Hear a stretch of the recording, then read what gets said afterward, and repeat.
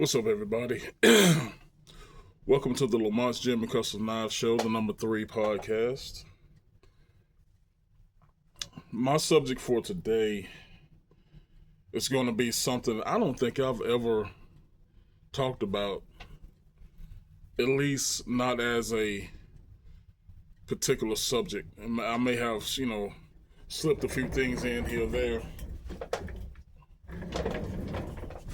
but I don't think this has ever been a subject targeted towards one of my shows.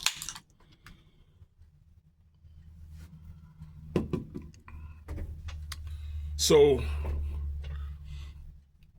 I wasn't really super duper excited about the Prince Charles and his wife coming. I think it's been since the 90s since the British royalty has spoken to Congress, etc. I think that's not a huge thing in my opinion, but I guess it was cool. I heard on the radio that at one point this country, our descendants, were a part of that order, that British monarchy or royalty system they got set up. And some of our brave men over here say, hey, no more, we're about to come independent. Then you have the Revolutionary War. The United States of America gained this independence, and here we are today. Well, the reason I'm going to talk about free speech, I heard the King Charles, mentioned free speech. But before I get into that, let me just say this. I remember as a kid, the Queen, Charles was her son. I think she had another son or something like that. And I remember when Charles was going to marry Princess Diana. And that was a big thing. I think she was from the United States, if I'm not, I could be wrong on that. I think she was from the U.S. I think she was a school teacher or something like that. That was huge in this country. I mean, hell, that was a part of movies, etc. So to see King Charles now, 30, 40 years later, from when he was the prince and marrying Princess Diana, it's wow, it's crazy. He looks old, super duper old, and it is what it is. But getting back to this free speech thing, I heard the king mention things about free speech. And I'm gonna take a break, and I'll be right back, y'all. All right, I'm back. As you see, when I'm in this location here, I have to take breaks and pause everything because it is what it is. But getting back to the subject, listen, I don't know 100% what Britain and other different parts of Europe, how their laws work. I do know this. I have in the past 6 months to a year, I do remember seeing, and I'm not sure if it was Wales, Britain, I'm not sure what location, but they were going to censor social media posts, and if you said anything about certain things or certain people, you were going to get in prison. And I remember a guy over here, a big time podcaster, said, listen, you ain't finna censor nothing here. You're not finna put anybody in jail here, regardless of what we say. So I'm like, how can, if they go back 4-5 years here, they wanted to suppress your speech, especially when it comes to social media. So I saw an episode of Allie Beth Stuckey, and she was interviewing a lady, and I want to say she was from Norway. Oh my God. Yeah, the Netherlands, Norway, somewhere in that area. And she was actually in prison or fined for her Christian speech on the internet. And I've heard so many clips and reports about people in Europe. And y'all remember, Europe is huge. You know, you got many countries in Europe. You got Germany, you know, you got Russia, you know, Ireland, blah, blah, blah. You just got many countries. So I don't think they all go under one law. I think they got the same currency, the euro, but I don't think they go under one law. So there's different parts of Europe that suppresses and censors speech. I want to say Switzerland. You haven't heard too much about Spain. And listen, you can have a whole book written about Spain.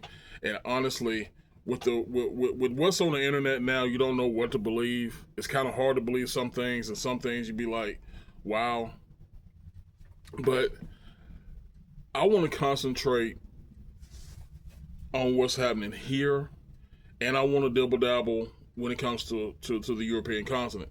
So, as a kid here, I remember us, you know, saying outlandish thing. You know, here we would call Michael Jackson a faggot, even though I love Michael Jackson and he wasn't a homosexual. I do not believe that Michael Jackson was Michael Jackson. I loved him, so let's get that out there. I have no ill will towards Michael Jackson. His legacy, his memory, his music, I loved every bit of part of Michael Jackson. He was the king. But we used to, you know, just make comments, you know, call this person a faggot, this person a faggot, you know, call a person retarded, this, that, and the other. And I notice here now, you can't say those things anymore. There's a lot we said as kids that you just can't say anymore. And I'm like, when did this start? And honestly, I couldn't tell you. I remember they tried to bury the N-word. I remember it might have been Al Sharpton or Jesse Jackson, one of these clowns. They literally had a funeral service. We're going to bury the N-word. Man, I'm going to tell you something. That word is used more today by the masses than probably ever in history. And I mean that with all my heart, my soul. I saw where you had a European cat. You had this YN, you know, want to beat up this European cat. This European cat beat the mess out of this YN and called him a bitch ass nigga. You know what I'm saying? So you can't bury speech. You can't bury words. Do I want to hear my children or any other child say the N-word? No, I don't. Do I want to hear anybody say it? No. But listen, more people with this skin tone is saying it than anybody else. And I'm not talking about the NIGGA. I'm talking about ER.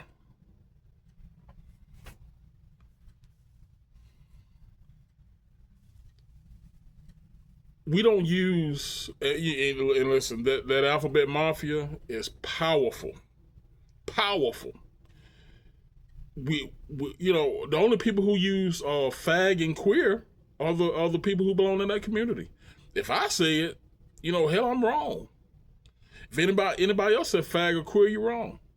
No, you're supposed to use the alphabet, which I'm not gonna do. No, you're a fag or you're a queer. You're a homosexual. You're gay. You can't bury or suppress speech. We can teach. Listen, everything starts at home. We can teach our young people. It's not a good word to say. Don't say it. And if you go back, two weeks ago, I made a podcast on ideological subversion. If we stop this, if we stop our young people from using certain language, in 20 years, it won't be. I mean, you know, you take that term, ideological subversion, and what it was meant for, but you can turn it around and twist it and make it work for good. And it's basically something that has been done for generations. You know what that is? Raising your child right. Raising our children right. There was a time where the village did raise a child. Hell, I'm a product of that. If I went down the street and played basketball and I cussed and did something wrong, you best bet Auntie somebody was gonna run after me with a belt, and she didn't catch me. She on the phone. If she did catch me, I'm gonna get a whooping. Gonna forget about it until I got home, cause she gonna call. And I'm gonna get another one. So you best bet I didn't do whatever I did or said anymore. So that's my point. If we really want to not suppress, not bury speech, but pretty much eliminate it or control it, we have to start when these children are babies and teach them the right way, teach them the right way to speak. That's what we have to do, and we have not done that for a long time. I've seen so many young men and women that can't talk basic English. And I'm not talking about foreigners. I'm talking about people who were born and raised right here that can't talk proper English. And I'm like, how did they get out of high school? Well, I'm going to tell you how they got out of high school. See, I was one of those who didn't give a damn for a long time.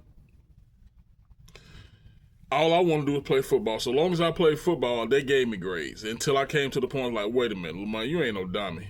You need to learn this. You're capable of learning it. Learn it. Put it in your brain. Learn something new every day.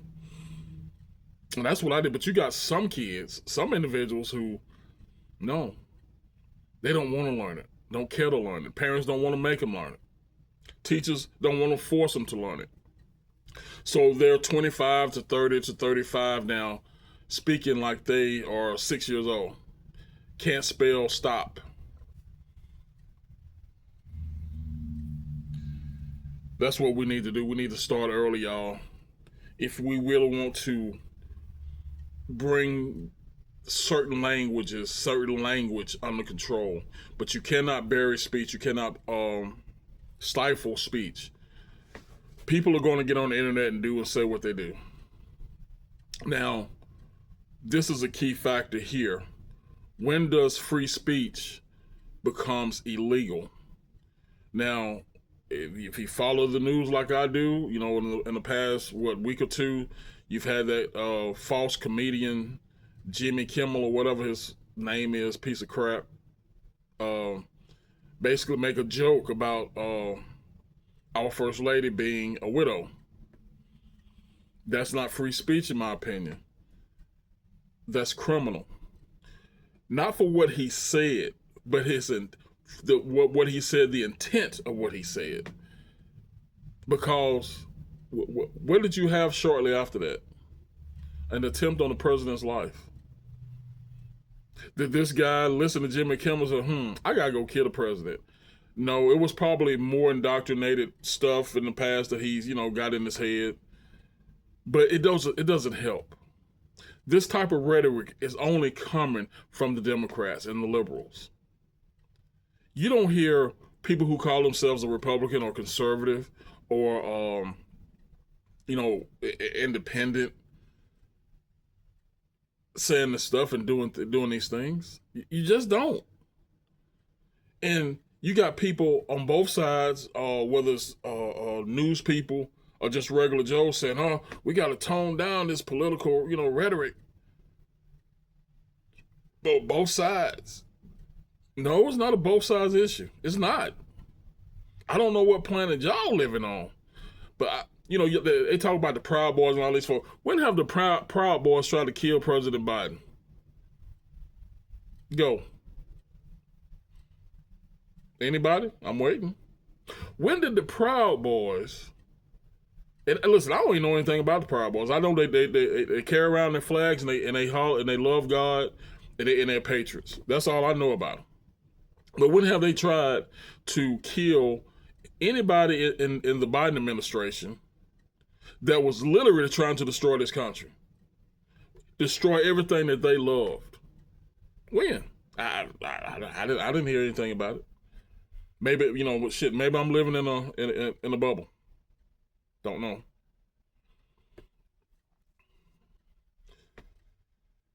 I'm gonna take my second break, y'all. Give me 1 minute and I'll be right back. All right, I'm back. Let's continue the conversation. So, free speech is a debate that's been talked about all over social media. It's been talked about on the news. You had King Charles, speak to Congress, and he spoke about free speech. And listen, I mentioned Jimmy Kimmel earlier. In my opinion, it was wrong, dead wrong. As a comedian, as an individual, did he have the right to say it? Yes, he did. He did have the right to say it. I think it's criminal, but that's my opinion. The Supreme Court ruled on this back in the 70s, I want to say 60s or 70s. That I can sit here and call you out your name, call you all kind of cuss words, you punk, blah, blah, blah.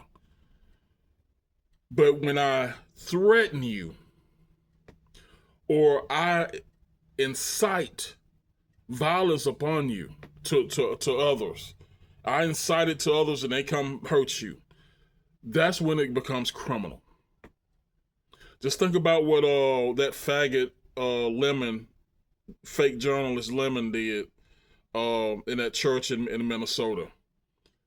He incited violence upon someone that he thought that was part of the church and was a officer, federal officer.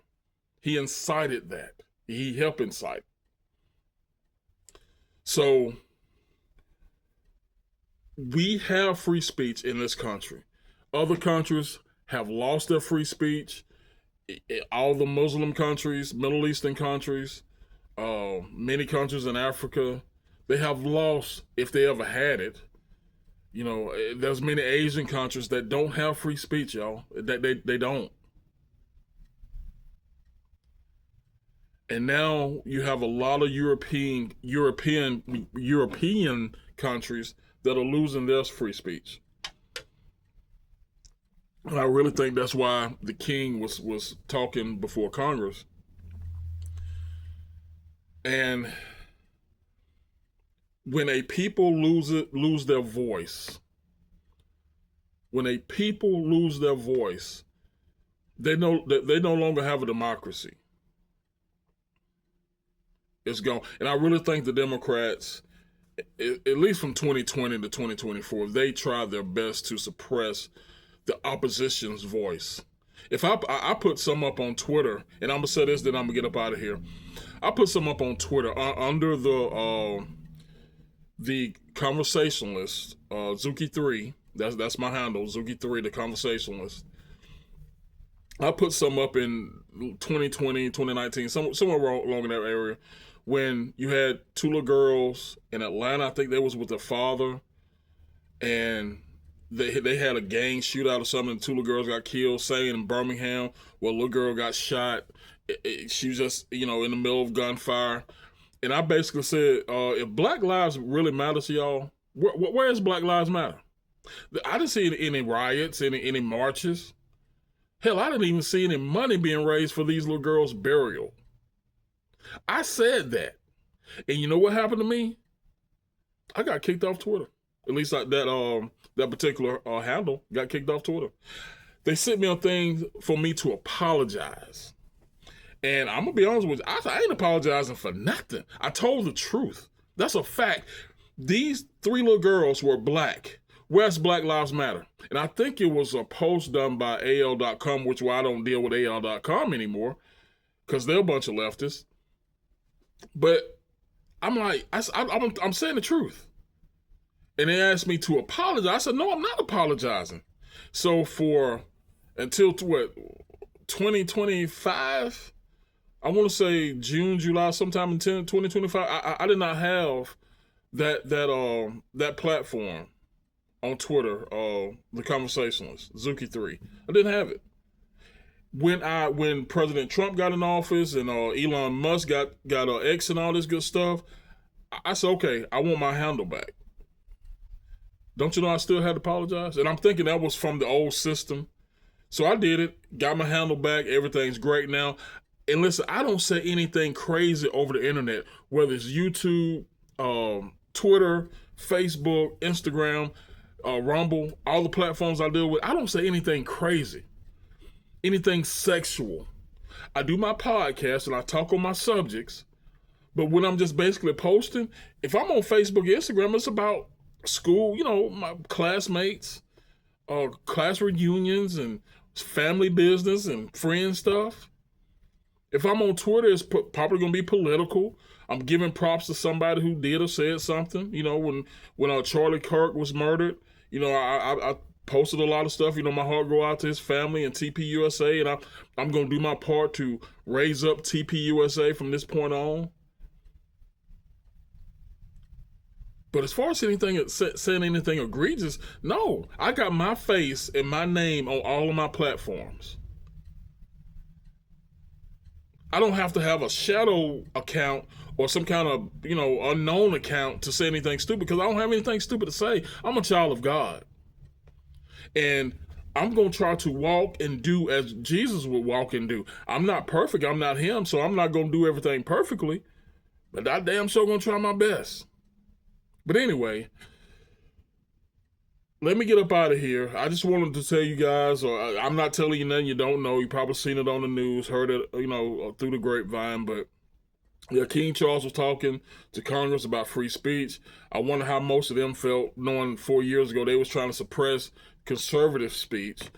And just to know that we this is the greatest country on earth, because even though we have limits, you can't threaten anybody, but you can basically say what you want. You can call me out my name, as long as you don't touch me. But anyway, let me get up out of here, guys. I appreciate you. I love you. There's more good things coming.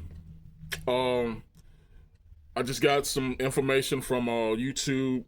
They're asking me to get advertisers, and not like my wife's business, nothing like that. They were asking me to get advertisers through YouTube, I guess, for my information, for my stuff, my podcast and my shows, to get, go through the algorithm and get more eyeballs. And yeah, I'm gonna do that because I do want more eyeballs. I don't care anything about any money. But listen, you guys stay blessed. I love you. I appreciate you more than you ever know. And as always, in the name of the Father, the Son, and the Holy Spirit, you guys stay blessed. And I'll catch you next time.